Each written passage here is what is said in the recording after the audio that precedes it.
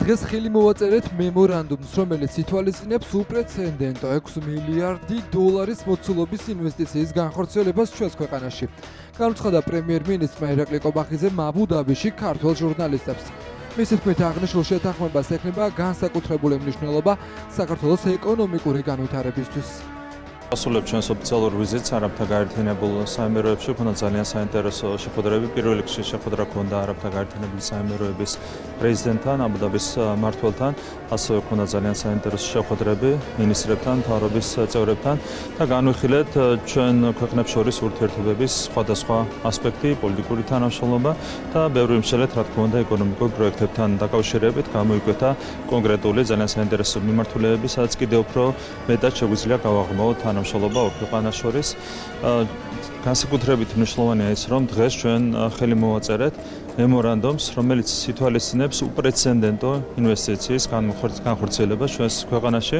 ეს არის 6 მილიარდი დოლარის მოცულობის ინვესტიცია, რომელსაც საქართველოში განახორციელებს კომპანია, რომელსაც აქვს გამორჩეული გამოცდილება საინვესტიციო მიმართულებით. ეს არის ცნობილი MR ჯგუფი. განხორციელდება ძალიან საინტერესო პროექტი, ეს არის მულტიფუნქციური დეველოპერული პროექტი, განვითარდება მულტიფუნქციური ინფრასტრუქტურა, ერთი მხრივ თბილისში, მეორე მხრივ ბათუმში, გონიოში.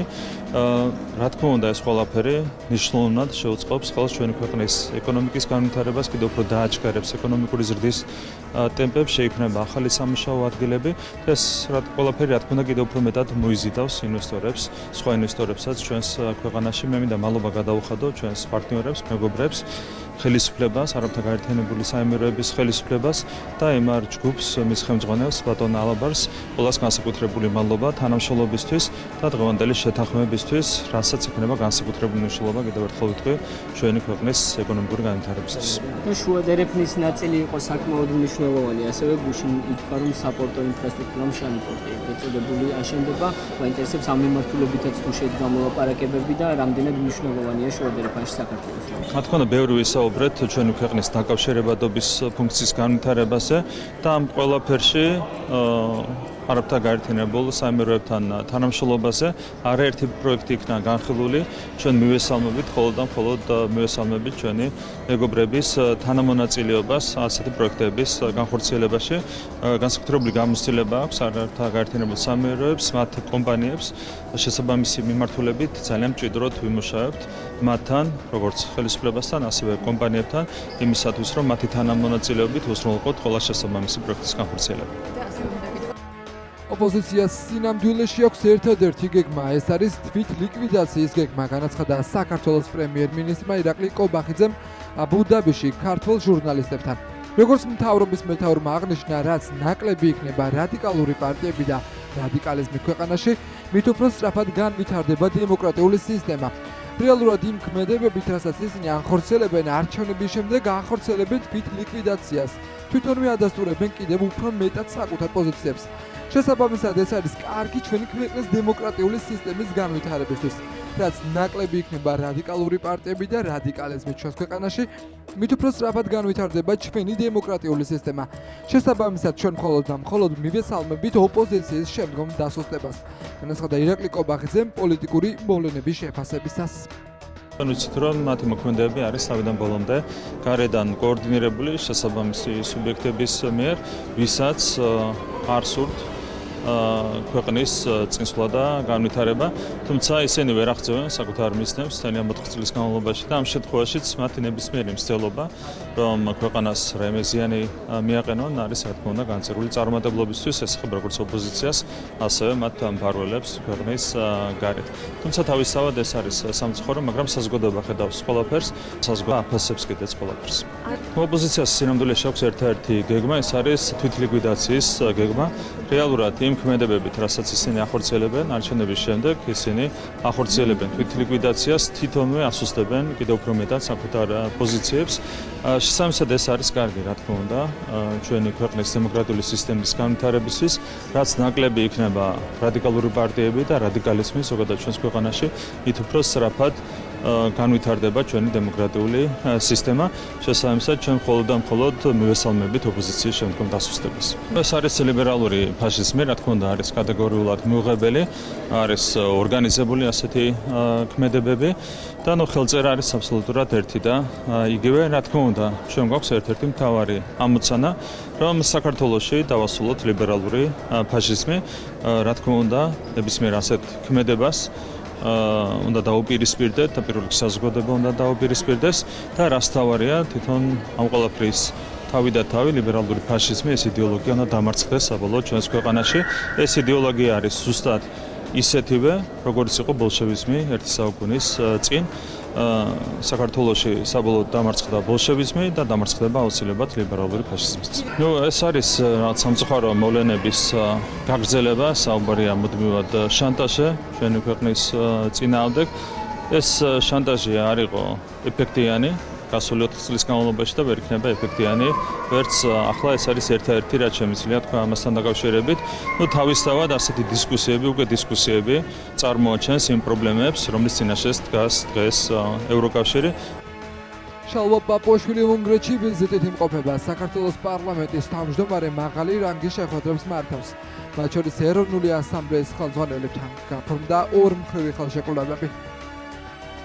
უნგრეთი კარგი მაგალითია იმისა, თუ რას ნიშნავს სუვერენიტეტის პატივისცემა, რომელიც როგორც ჩანს ბევრ ქვეყანას, ზოგიერთ ქვეყანას დღეს დაავიწყდა.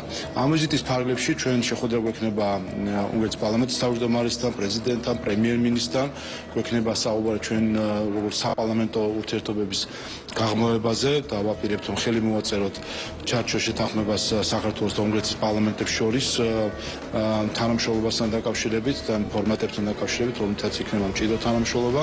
ასევე რა თქმა უნდა გვექნება საუბარი უნგრეთის პრემიერ-მინისტრთან საქართველოს ევროკავშირში ინტეგრაციის გზაზე, იმაზე თუ რა გეგმები აქვს საქართველოს პარლამენტს, მთავრობას იმისთვის, რომ ასოცირების დღის წესრიგიდან შეთანხმებიდან გამომდინარე ჩვენ შემდეგი 4 წელი დაუთმოთ საქართველოს დაახლოებას, ინსტიტუციურ და სამართლებრივ დაახლოებას ევროკავშირთან იმისთვის, რომ შესრულდეს ის პირობა, რომელიც ჩვენ დავდეთ, რომ 2030 წელს საქართველოს იქნება ყველაზე მზად სხვა კანდიდატურებთან შედარებით ევროკავშირში წევრობისთვის და ამაში ჩვენ უნგრეთის დახმარების იმედი გვაქვს. მანი არის ამერიკის ახლადარჩეული პრეზიდენტის დონალდ ტრამპის თანამებრძოლი და თანამოაზრე. შესაბამისად საინტერესო იქნება ასევე მისი მოსაზრების მოსმენა ტრანსატლანტიკურ ურთიერთობებთან დაკავშირებით და ასევე რა თქმა უნდა ჩვენ მას მივაწვდით ინფორმაციას იმაზე თუ რა ხდება საქართველოში და რა გამოწვევების წინაშე დგას დღეს ჩვენი ქვეყანა. და ვიზიტის ბოლოს ჩვენ ასევე გვექნება შეხვედრა უნგრეთის პრეზიდენტთან, სადაც ასევე გვექნება შესაძლებლობა ვისაუბროთ სხვადასხვა საკითხებზე, როგორც ორმხრივი ურთიერთობების საკითხებზე, ისე ვთქვათ კულტურის, მეცნიერების, განათლების და სხვა სფეროებში თანამშრომლობის გაღრმავების საკითხებზე. ევროსაბჭოს საპარლამენტო ასამბლეის ზამთრის სესია გაიხსნა. შეუჩერებენ თუ არა ქართულ დელეგაციას უფლებამოსილებას. დისკუსიის მონაწილეებმა გადაწყვეტილება უნდა მიიღონ. აღნიშნული მოთხოვნით ევროსაბჭოს ქართულმა ოპოზიციამ მიმართა. შესაბამისი შინაარსის წერილი სტრასბურგში რამდენიმე კვირის წინ გაიგზავნა. სტრასბურგში იმყოფება ოპოზიციის ნაწილიც. ქართულოსნება ოპონენტების ქმედებებს ანტიქართულს უწოდებს და იმედი აქვთ, რომ საპარლამენტო ასამბლეამ ინიციატივას არ გაიზიარებს. ევროსაბჭოს საპარლამენტო ასამბლეაში სტრასბურგში, სადაც ვხვდებით ეროვნულ დელეგაციებს, ასევე გვაქვს შეხვედრები პოლიტიკურ ჯგუფებში, სადაც დეტალურად ვაცნობთ ინფორმაციას წევრებს ბიძინა ივანიშვილის რუსული რეჟიმის რეპრესიების შესახებ, ინფორმაციას ნაცემი, დაკავებული ნაწამები ადამიანების შესახებ, რათა სწორედ ამ ფაქტებზე დაფუძნებით მიიღონ გადაწყვეტილებები წევრებმა არაღიარების პოლიტიკასთან დაკავშირებით და იმ ორ მოთხოვნასთან მიმართებით, რაც აქვს გაერთიანებულ ოპოზიციას, ახალი არჩევნების და ყველა პოლიტპატიმრის დაუყოვნებლივ გამოშვების შესახებ.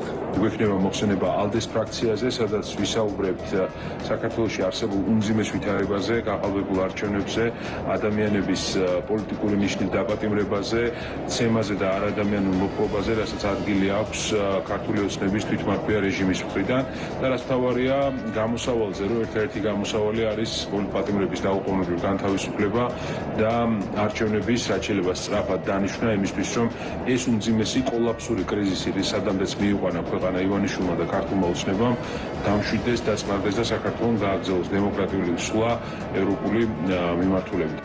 ცებობს ჩვენი ქართული ექსტრემისტი ოპოზიციის მიერ აქ გამოგზავნილი წერილი, რომელიც ძალიან ბევრ ცრუ არგუმენტს იყენებს იმისთვის, რომ აქაური ასამბლეა დაარწმუნოს იმაში, რომ ახალი მოწვევის პარლამენტის დელეგაცია არ უნდა იქნეს ასამბლეაზე დაშვებული. ევროსაბჭოსთან თანამშრომლობას ვაპირებთ ზუსტად ისე, როგორც თანამშრომლობდით თითქმის 3 ათეული წლის განმავლობაში და რომ არავითარ სადამსჯელო ღონისძიებას საქართველოს წინააღმდეგ ევროსაბჭოს მხრიდან საქართველოს და მისი დელეგაცია ჩემი ხელმძღვანელობით არ დაეთანხმება და არ შეეგუება. ქართული დელეგაცია აკეთებს და გააკეთებს ყველაფერს იმისთვის, რომ საქართველოს ინტერესები იყოს მაქსიმალურად დაცული და როგორც საქართველოსთვის მნიშვნელოვანი არის ამ საერთაშორისო ორგანიზაციის მნიშვნელოვან სტრუქტურულ ერთეულში აქტიური მონაწილეობა და საქართველოს დელეგაცია ყოველთვის გამოირჩეოდა თავისი მნიშვნელოვანი წვლილით ამ ორგანიზაციის ფარგლებში. კონკრეტული არგუმენტებით წარვდგებით დღეს დებატების დროს ევროპელი კოლეგების წინაშე სამართლიანობის პრინციპი მოითხოვს, რომ ეს იქნას შესაბამისად მიღებული და კონკრეტული გადაწყვეტილებაც სწორედ ამ სამართლიანობის პრინციპებს ეფუძნებოდეს. ბრიუსელში ევროკავშირის საგარეო საქმეთა საბჭოს შეხვედრა იმართება. განიხილავენ საქართველოში განვითარებულ მოვლენებსაც. ინფორმაციას თან შესახებ ევროპული საბჭო ავრცელებს. საგარეო საქმეთა საბჭო განიხილავს მიმდინარე მოვლენებს, რომელიც ორიენტირებული იქნება უსაფრთხოებისა და თავდაცვის სფეროში სწრაფად განვითარებად პროცესებზე. ამ პუნქტის ფარგლებში მინისტრები მოლდოვასა და საქართველოში განვითარებულ მოვლენებსაც შეეხებიან. ვკითხულობთ ინფორმაციაში. ევროკავშირის საგარეო საქმეთა მინისტრები უკრაინელ კოლეგასთან ანდრეი სიბიგასთან ვიდეო კონფერენციის საშუალებით აზრთა არაფორმალური გასვლის შემდეგ უკრაინის წინააღმდეგ რუსეთის აგრესიაზეც იმჯერებენ. საუბარი შეეხება ევროკავშირისა და ამერიკის შეერთებული შტატების ურთიერთობებსაც. მინისტრები ახლო აღმოსავლეთში, მათ შორის სირიაში, ბოლო დროს განვითარებულ მოვლენებსაც განიხილავენ. შეხვედრა ბრიუსელის დროით 10 საათზე დაიწყება და მას ევროკავშირის უმაღლესი წარმომადგენელი საგარეო საქმეთა და უსაფრთხოების პოლიტიკის საკითხებში კაია კალახი უხელმძღვანელებს. საქართველოში ვითარება კარგი მიმართულებით არ მედის. თქვენ შეგიძლიათ მეტი გააკეთოთ. ესტონეთმა წამოაყენა ვიზა ლიბერალიზაციის შეჩერების პროცესის ინიციატივა. მე არ ვამბობ, რომ ეს პროცესი ხვალვე დაიწყოს, მაგრამ ეს პროცესი უნდა დავიწყოთ, რათა ნათელი კონკრეტული სიგნალი მივცეთ იმისა, რომ ხელისუფლება, რომელიც ახლა ყავს საქართველოს, ატყუებს საკუთარ ხალხს და მათ უნდა შეცვალონ კურსი. ესტონეთის მხრიდან გვექნება ასეთი რეალური ქმედებები. ჩვენ მხარს ვუჭერთ ქართველ ხალხს და ვიცით, რომ საქართველოში ხდება ის ყველაფერი, რაც ახსენეთ. არ გვჯერა, არ შეგვიძლია დავიჯეროთ, რასაც საქართველოს ხელისუფლება ამბობს, რადგან ჩვენ ვნახეთ, რაც ხდება რეალურ ცხოვრებაში. ამიტომ ვიმედოვნებ, ვიპოვით გზებს საქართველოსთან დაკავშირებით მეტი გადაწყვეტილების მისაღებად. ევროკავშირმა განაცხადა, რომ ევროკავშირის დახმარება არ იქნება მიმართული მთავრობასთან დაკავშირებული საქმიანობისკენ ან სააგენტოებისკენ. სამწუხაროდ ისინი ახლა რასაც ვხედავთ, პატივს არ სცემენ ხალხის ნებას. ევროპული მომავლის თბილისის ქუჩებში დემონსტრაციების თვალსაზრისით. მთავრობის რიგი წარმომადგენლები, ვინც ჩაახშო ეს მშვიდობიანი პროტესტები, თავს დაესხა ჟურნალისტებს, ჩვენ ლატვიაში ჩავსვით სიაში. სიაში მოხვედრილი ადამიანები ვერ შეძლებენ შემოსვლას ლატვიაში და ევროკავშირის სხვა ქვეყნებში. ასე რომ არის ზეწოლა, მაგრამ ასევე ცხადად არის ღია კარი ევროპული მომავლისთვის, მოსახლეობის ნების პატივისცემის შემთხვევაში. ჩვენ ასევე მოკლედ განვიხილავთ საქართველოს საკითხს. რა თქმა უნდა, ჩვენ ახლა შეჩერებული გვაქვს ვიზო რეჟიმი დიპლომატიურ პასპორტებზე. ჩვენ ასევე მთავრობის მხარდასაჭერად გამოყოფილი თანხები გადავიცით არასამთავრობო ორგანიზაციებსა და სამოქალაქო საზოგადოებას მათი მისიის მხარდასაჭერად. თუმცა საბოლოო გადაწყვეტილება ქართველი ხალხის ხელშია. ჩვენ გადავწყვიტეთ შეგვეჩერებინა სავიზო შეღავათები, რომლებიც ვრცელდება საქართველოს მთავრობის ოფიციალურ დიპლომატებზე. კიდევ ერთხელ მტკიცედ მოვუწოდებთ მათ შეწყვიტონ რეპრესიები დემონსტრანტების, ჟურნალისტების და სამოქალაქო საზოგადოების ორგანიზაციების წარმომადგენლების წინააღმდეგ. ქართველმა ხალხმა დიდი სიმტკიცით გამოხატა თავისი ევროპული მისწრაფება, დემოკრატიის და თავისუფლებისკენ სწრაფობა. ლიდერები ვინც არიან ესენი ლობისტური კომპანიებს მიერ დაქირავებული საგარეო საქმეთა მინისტრები ნაწილი, რომელიც პირდაპირ დაკვეთა აქვს, რომ ჩვენი ქვეყნის წინააღმდეგ იმოქმედონ. როთი სად არის? ისა, გიჟმანტასა და კუბილიუსა სად არის? ჩამოაშორებს. იმიტომ როდესაც არ ხარ მართალი, როდესაც დაფინანსებული ხარ და საკუთარი ნებით ალაპარაკობ, მე გვერდზე გაგწევენ. ფოტიგა საერთოდ დაიკარგა. ესეთი ბედი ეწევა დანარჩენებსაც. ეხლა ვინც არიან, ეთქობ ახალი დაფინანსება მიიღეს. ასე რომ კიდევ ერთხელ ვამბობ. ჩვენ როგორც არასდროს ქართველი ხალხი, ბერი ერთიანი ვართ და იმ ევროინტეგრაცია ჩვენ ღირსებით გავიგებთ. ესტონეთის, ასე ვთქვათ, ხარეს არავინ არ ეკითხება, მოდი ესე ვთქვათ, ვიზა ლიბერალიზაციის საკითხს, ეს უნდა იყოს 27-ვე ქვეყნის კონსენსუსი და ჩვენ ვიცით მინიმუმის რამდენიმე ქვეყანა, რომელიც ამას რა თქმა უნდა არ დათანხმდება და ესეთი ქვეყნების რაოდენობა რა თქმა უნდა იზრდება, უკვე ვატყობთ როგორ იცვლება თვითონ ევროკავშირის პოლიტიკური კონიუნქტურა, შევახსენებ ჩვენ საზოგადოებას ბატონი ტრამპის განცხადებას, რომ ევროკავშირი ამერიკას უსამართლოდ ექცევა და მით უმეტეს რატომ უნდა გაგვიკვირდეს, რომ საქართველოს მოექცეს უსამართლოდ. ეხლა დიპლომატიურ პასპორტებს რაც შეეხება, ეხლა ჩვენ თუ რამე ოფიციალური ვიზიტი გვაქვს რომელიმე ქვეყანაში, ამ ვიზიტს თავისი ვიზაც მოყვება. შექმნის თუ არა ოპოზიცია საერთო დიდ პოლიტიკურ პლატფორმას, ეს ჯერ გაურკვეველია. ამ ინიციატივით გიორგი ბაშაძე გამოდის, რომელიც ამბობს, რომ პოლიტიკური პარტიების დიდი გაერთიანების გარდა ალტერნატივას ვერ ხედავს. ეს განცხადება ბუნდოვანი და გაურკვეველია ოპოზიციონერი პოლიტიკოსების ნაწილისთვის. მაგალითად, ძლიერ საქართველოში ამბობენ, რომ ოპოზიცია ახლაც ერთიანია და გიორგი ბაშაძემ თავისი განცხადება უკეთ უნდა ახსნას. მართულ გუნდში კი ფიქრობენ, რომ ოპოზიციას რესურსი არ აქვს და შესაბამისად ახალ პლატფორმას და გაერთიანებასაც აზრი არ ექნება. ბატონი გიორგის ინიციატივა ბოლომდე ვერ გავიგე, რაც გულისხმობდა და ალბათ უკეთესი იქნება თუ მეტ დეტალს ეთქვეს ამ ინიციატივის შესახებ. ჩვენ ვართ ერთიანები საერთო ფორმატის ჯგუფებში, ჩვენ ვართ ხელმომწერები სალომე ზურაბიშვილის მიერ დაინიცირებული ქართული ქარტიის, რაც არის რეფორმების მიხედვით ჩვენი ხედვები და ვალდებულების აღება, რომ ხელისუფლების შეცვლის შემდეგ რეფორმები გატარდება. საგარეო კომუნიკაციაში, ქვეყნის შიგნით ადამიანის უფლებების დაცვაში, პატიმრების გათავისუფლების საკითხში რა თქმა უნდა ოპოზიციის ხედვები ერთმანეთს ემთხვევა. თუ საუბარი არის იმაზე, რომ სამომავლოდ შეიქმნას ერთიანი პოლიტიკური კონსტრუქცია, ჩვენ მზადა ვართ ერთიანობისათვის. ჩვენი ხალხის, ჩვენი საზოგადოების ინტერესებიდან გამომდინარე, მზადა ვართ, რომ დავიწყოთ ამ თემაზე კონსულტაციები, თუ იქნება მზაობა ამასთან დაკავშირებით და საბოლოო ჯამში ერთიანობა, ნაციონალური მოძრაობა მიიღებს იმ გადაწყვეტილებას, რომელიც წაადგება ჩვენს ხალხს და წაადგება ჩვენს ქვეყანას. ჩვენ ვიხილეთ გიორგი ბაშაძის მიერ გაკეთებული განცხადება, რომელიც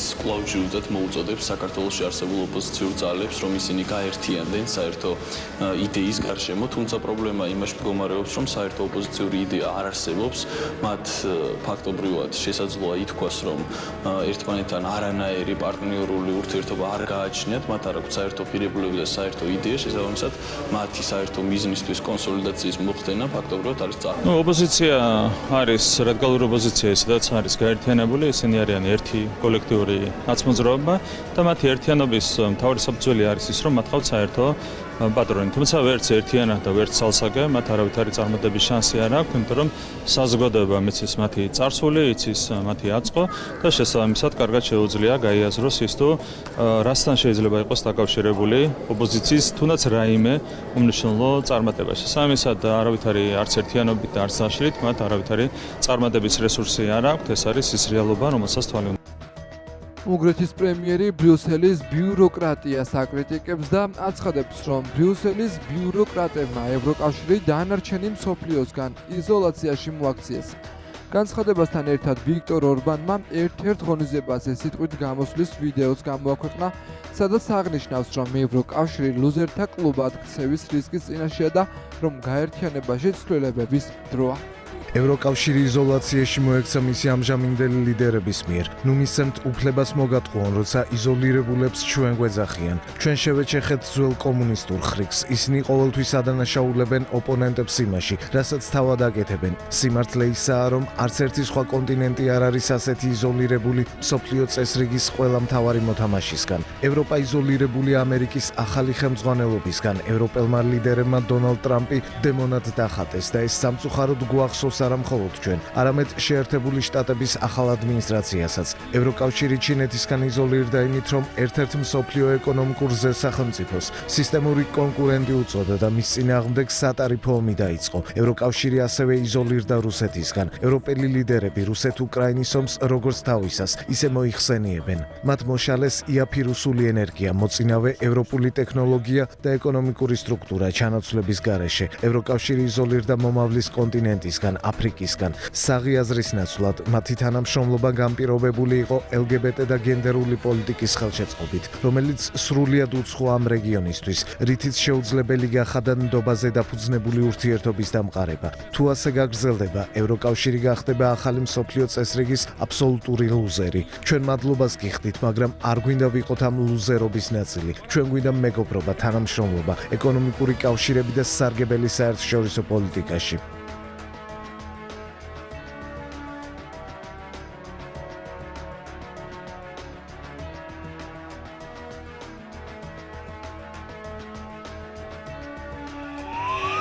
მოქალაქეთა ერთი ნაწილი, რომელთა შორისაც განსაკუთრებით აქტიურობენ ცალკეულ პოლიტიკურ პარტიებთან აფილირებული კერძო ტელევიზიების თანამშრომლები საზოგადოებრივ მაუწყებელზე საკუთარი დიქტატის დამყარებას ცდილობს. სულ უფრო დაჟინებით ამკვიდრებენ აზრს, რომ ახალი არჩევნების დანიშვნისთვის აუცილებელია სრული კონტროლი მოიპოვონ საზოგადოებრივ მაუწყებელზე და ამ მიზნით საზოგადოებრივი მაუწყებლის თანამშრომელთა მიმართ მიმდინარეობს მძიმე ბულინგისა და მუქარის კამპანია. მთელი საზოგადოების თვალწინ ყოველდღიურად ხორციელდება ზეწოლა მედიაზე, უგულებელ ყოფილია დემოკრატიის ელემენტარული სტანდარტი, თითქოს დავიწყებას მიეცა, რომ საზოგადოებრივი მაუწყებლის დამოუკიდებლობა უზრუნველყოფილია კონსტიტუციითა და კანონით და მის სარედაქციო პოლიტიკაში ჩარევა დაუშვებელია. ისევე როგორც მიუღებელია მაუწყებელს ვინმე კარნახობდეს, ვინ მიიწვიოს სტუმრად. უშუალო ტელევიზიის თანამშრომლების გარდა მიმდინარეობს იმ სტუმრების ბულინგი და დევნა, ვინც ამ ჯგუფისგან განსხვავებული მოსაზრების გამოთქმას ბედავს. გახშირდა მოწოდებების საზმაოზე გამარჯვების მოპოვების და მენეჯმენტის შეცვლის შესახებ, რაც მნიშვნელოვნად ცდება გამოხატვის თავისუფლების ფარგლებს და მედიაზე უხეში ზეწოლის ფორმას იძენს. კანონით დადგენილია, რომ საზოგადოებრივი მაუწყებლის სამეურვეო საბჭოს ირჩევს პარლამენტი, ხოლო სამეურვეო საბჭო ირჩევს დირექტორს.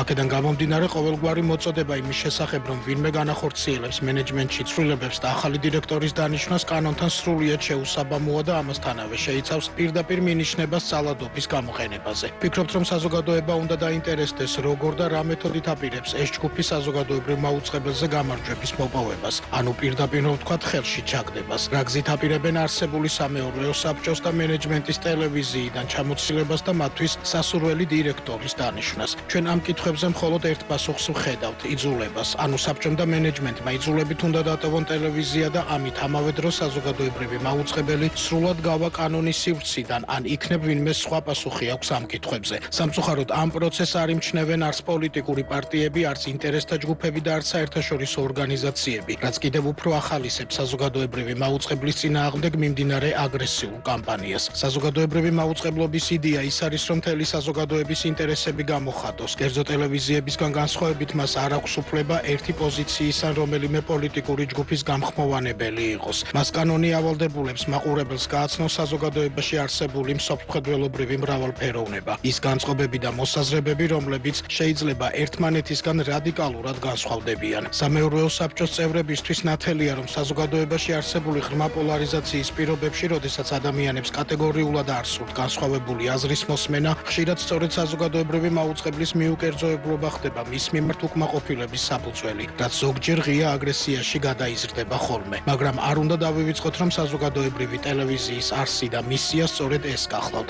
ამის შესახებ საზოგადოება წლების წინ შეთანხმდა და ეს შეთანხმება საკანონმდებლო დონეზე გაფორმდა. საზოგადოებრივი მაუწყებლის თანამშრომლები კი ამ კანონით განსაზღვრულ შეთანხმებას ასრულებენ და ამას გაგებით უნდა მოეკიდოს თითოეული პოლიტიკური ჯგუფი და მოქალაქე. საზოგადოებრივი მაუწყებელი წარმოადგენს საზოგადოებრივ საკუთრებას და სიკეთეს და არ შეიძლება რომ მისი დაცვა მხოლოდ ტელევიზიის თანამშრომლების ნერვების და ფსიქიკის დაზიანების ხარჯზე ხდებოდეს. ქალაქის ცენტრში მთელი საზოგადოების თვალწინ მიმდინარეობს მედიის ბულინგი და ჩაქოლვა მხოლოდ იმიტომ, რომ იქიდან განსხვავებული აზრი არ გაისმას. სრული პასუხისმგებლობით ვაცხადებთ, რომ სამეურვეო საბჭოც და მენეჯმენტიც ბოლომდე შევასრულებთ ჩვენს კანონით დაკისრებულ მოვალეობას, თუმცა ჩვენს დიდ წუხილს იწვევს, რომ ტელევიზიის თანამშრომლები, რომლებიც კეთილსინისიერად და თავაუღებლად შრომობენ, იმყოფებიან მუდმივი სტრესის პირობებში. საქართველოს საზოგადოებრივი მაუწყებლის მტრად შერაცხვა, მასთან ბრძოლა და მით უმეტეს მასზე გამარჯვების მოპოვების მცდელობა დიდ და გამოუსწორებელ შეცდომად გვეჩვენება, ვინაიდან ამგვარი ფსევდოგამარჯვება მთელი საზოგადოების დამარცხების ტოლფასი იქნება. საზოგადოებრივი მაუწყებელი ეკუთვნის თითოეულ მოქალაქეს, რაც იმას ნიშნავს, რომ იგი მხოლოდ საზოგადოების ერთი ნაწილის გემოვნებასა თუ მსოფლმხედველობას ვერ მოერგება. ყველა მხარეს დაბეჯითებით მოვუწოდებთ, რომ საზოგადოებრივ მაუწყებელთან ბრძოლის ნაცვლად განაგრძონ თავიანთი მსოფლმხედველობის საჯარო სივრცეში დამკვიდრება და საზოგადოების დანარჩენი წევრების დარწმუნება თავიანთი იდეების ჭეშმარიტებაში, ხოლო საზოგადოებრივ ტელევიზიას დაუტოვონ უფლება და საშუალება მაყურებლამდე მიიტანოს ეს პროცესი. სიტუაცია, რომელიც საზოგადოებრივი მაუწყებლის ირგვლივ არის განვითარებული, თვეების მანძილზე ამას მაყურებელი თავად პირდაპირ ეთერში ყოველდღიურად ხედავს, მიუახლოვდა იმ ნიშნულს, როდესაც რაღაცა ტიპის გამარჯვებებზე არის საუბარი სხვადასხვა მხრიდან. მე მინდა უთხრა საზოგადოებას და პირველ რიგში საზოგადოებრივი მაუწყებლის თანამშრომლებს, რომ აქ გამარჯვებული ერთადერთია, ეს არის საზოგადოებრივი მაუწყებელი და ის ადამიანები, 1100 თანამშრომელი, რომელიც ქმნის წლებია აქ დამოუკიდებელ თავისუფალ მედია პროდუქტს, ეს არის ტელევიზია, რადიო, ეს არის ონლაინი, რომლებიც ერთგულად პანდემიის დროს, ომის დროს, გამოსვლების დროს, შეურაცხყოფის დროს თუ ასე შემდეგ, მათ აქვთ ძალიან მაღალი თმენის ვალდებულების გარდა ასევე თვითონ გამოხატეს ეს პოზიციონირება, ამას ყველაფერს ითმენ მხოლოდ ერთი რამის გამო, რომ ემსახურონ თავის ქვეყანას. ჩემი აზრით ის პროცესი, მომიტინგეთა პროცესი პირველივე დღეს, როდესაც მოვიდა საზოგადოებრივ მაუწყებელთან, მე ვფიქრობ, ეს იყოს ძალიან დიდი შეცდომა, რადგან ჩვენ არ ვართ მხარე, ჩვენ არ ვართ მოპასუხე მხარე და საერთოდ აქ გამართული აქციის მიზეზი მე არ ვიცი, თუმცა სამწუხაროდ ახლა ხვდებით, რა შეიძლება იყოს ამის მიზეზი, როდესაც ვისმენთ საზოგადოებრივ მაუწყებელში შემოჭრას, გამარჯვებას, დაკავებას და ასე შემდეგ.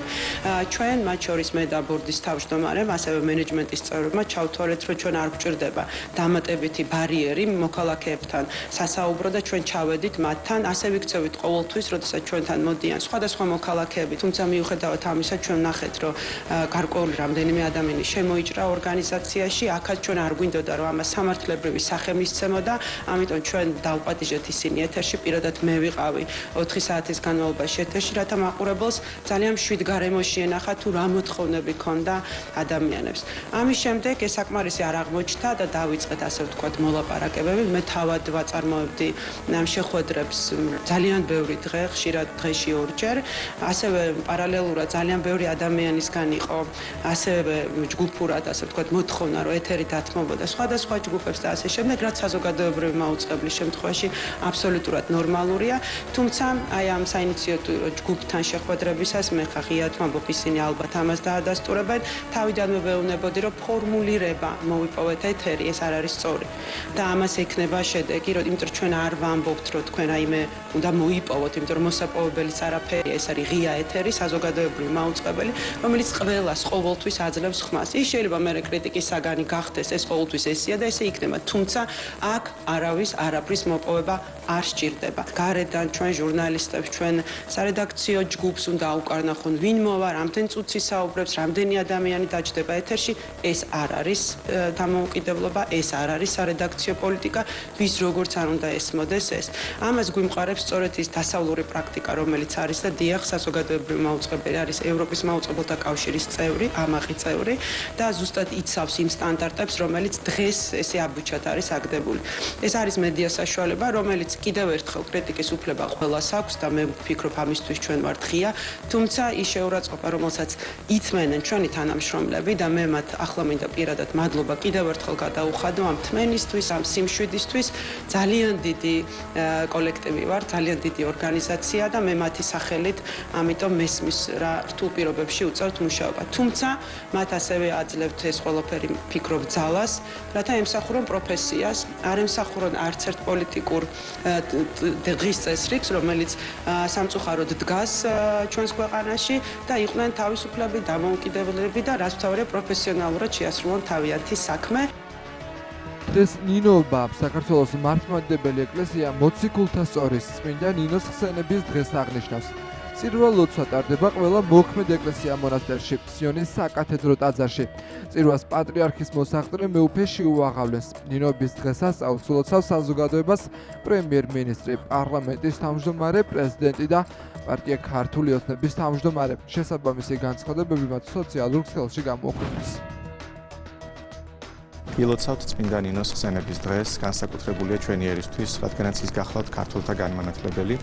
ჩვენ ვიცით, რომ პირველ საუკუნეში ანდრია მოციქული შემოვიდა და იქადაგა, მაგრამ ქრისტიანობა არ იყო გამყარებული სრულიად და როდესაც აქ სრულიად პატარა 14 წლის ასაკის დაახლოებით ქალწული ნინო შემოდის, იმისათვის რომ მოილოცხოს მაცხოვრის კვართი, რომელიც არის სიცხოველში დღეს დაკრძალული, აი ამ უდიდეს სიწმინდის მოსალოცად მოდის და ის ხდება უფლის რჩეული თავის თავმდაბლობიდან და რწმენიდან გამომდინარე, უფალი მას გამოერჩევს იმისათვის, რომ გახდეს მოციქულთა სწორი და ქართულთა განმანათლებელი. სრულიად საქართველოს მინდა მიულოცო ნინოობა, გილოცავთ, ძალას დაესწარით ამ დიდი წმინდანის მადლი და ძალა შეგვეწიოს სრულიად საქართველოს. ძონდიდრე ძალიან მნიშვნელოვანია მართლმადიდებელი ეკლესიისათვის და მით უმეტეს ჩვენთვის, ქართველებისთვის და საქართველოსათვის. რამეთო წმინდა ნინო ჩვენი განმანათლებელია. მისი ძალა და მადლი შეგვეწიოს ჩვენ და სრულიად საქართველოს.